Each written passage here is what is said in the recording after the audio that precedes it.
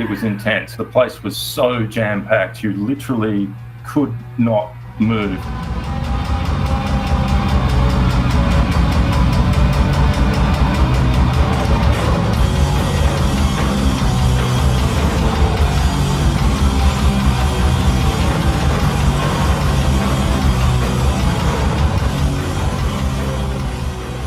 And these three kind of daggy-looking guys come out. I mean, they were striking in that there was no massive light show. The amps were kind of piled up everywhere, and there wasn't any special backdrop. There wasn't any special lighting. It was just these three guys standing out there absolutely cranking it. And it was quite clear that, you know, this is a really, really good rock and roll band right at the top of their game.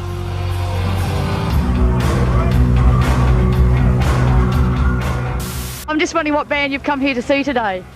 Nirvana? Definitely Nirvana. Nirvana. Nirvana, of course. Definitely Nirvana. Nirvana. Nirvana. The Violent Femmes. Yeah. You got a Nirvana t-shirt on though? Yeah, I know, because I didn't have a Violent Femmes on.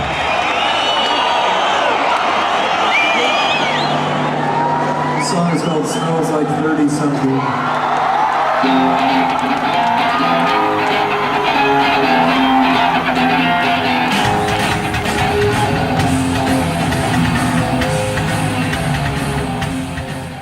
So Nirvana were at the end of the day inside the Horden, and it was very difficult to get into. You know, you just got in the door. It was just absolutely packed. They had the #1 album in America, so we knew they were huge. They were bigger than Michael Jackson. But it was still a surprise at how many people were in the Horden. The band were fantastic, great sound, you know, great performance, but really the atmosphere was bigger than the band. The moment was bigger than the band. The crowd were amazing, and you had this feeling that you were, all of these things had come together. This was one of those rare moments that you really felt that, you know, all these things had come together in one place.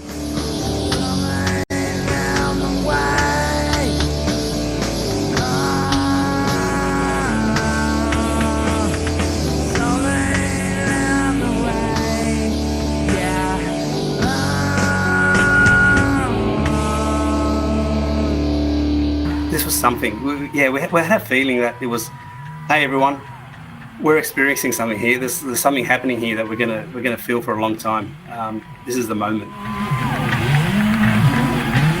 I have goosebumps right now.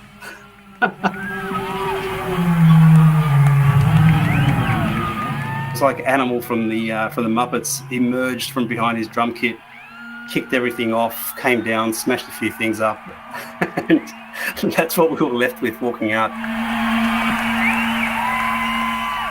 Well, welcome to Australia for the first time, and congrats on the way that the LP has gone. Has it surprised you? Are you blown away? No. Yes. Yeah. Well, it's also kicking in for you in a big way overseas. And was there much pressure on you to stay back home and consolidate that? No. No? No. The answer is no. Fine. Okay.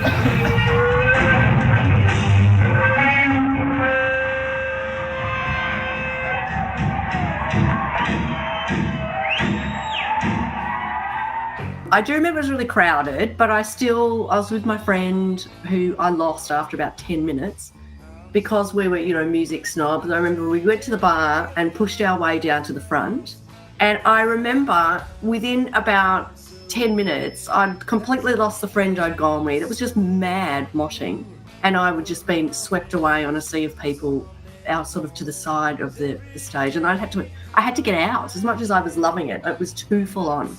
It was one of the most crazy gigs I'd ever been to.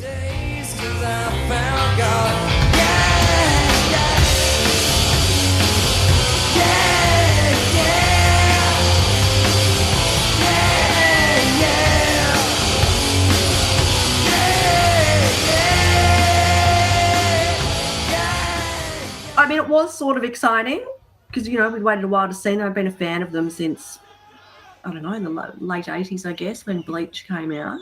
But it was also, it was like, oh my God, this is, they're too popular now.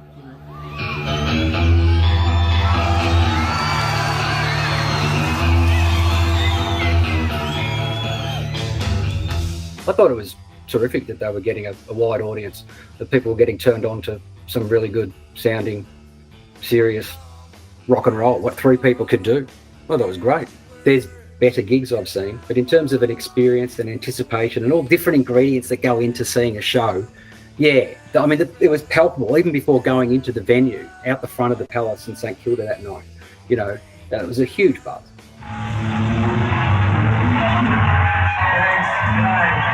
I remember being not like blown away by it, like feeling a little bit like, I don't know, maybe a little bit let down from all of the vibe and all of the fuss, which is not to say that it was, you know, like bad or anything like that. Yeah, I guess I wasn't as ravey about it as everyone else seemed to be afterwards as well either. It certainly doesn't stand out as like one of the greatest gigs I've ever been to or anything like that. Last night in Canberra, the audience saw Nirvana at the pinnacle of their success. The concert sold out 10 days ago. They're world famous, you know. Everyone wants to see Nirvana. Kurt Cobain is so beautiful, and they're so good too. Nirvana are real. There's nothing pretentious about them or anything like that. The ANU refectory was at capacity with 1,400 people inside and another 1,000 fans outside without tickets. Suddenly, the thought of not seeing the band for some was too much. A side door was ripped off its hinges and the crowd poured in.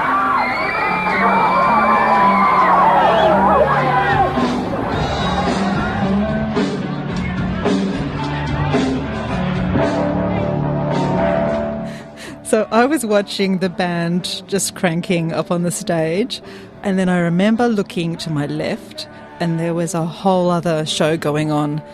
The crowd outside began crawling in through the lower windows of the Unibar, and then all of a sudden the windows started to smash in and people were just crawling through the broken glass. And I remember thinking, there's a venue capacity and then there's actual capacity, and we'd hit that because it was tight.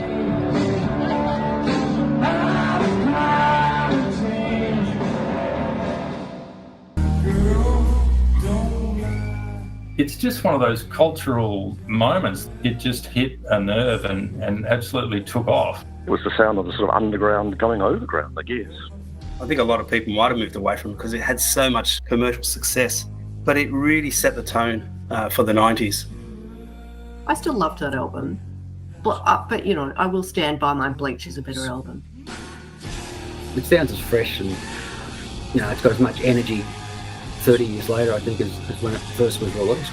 I think I ended up like lending it to someone. I've never got another copy because, you know, you don't have to go far to hear songs from them. It opened up a world of slightly more chaotic music for me, so I thought it was a really good door.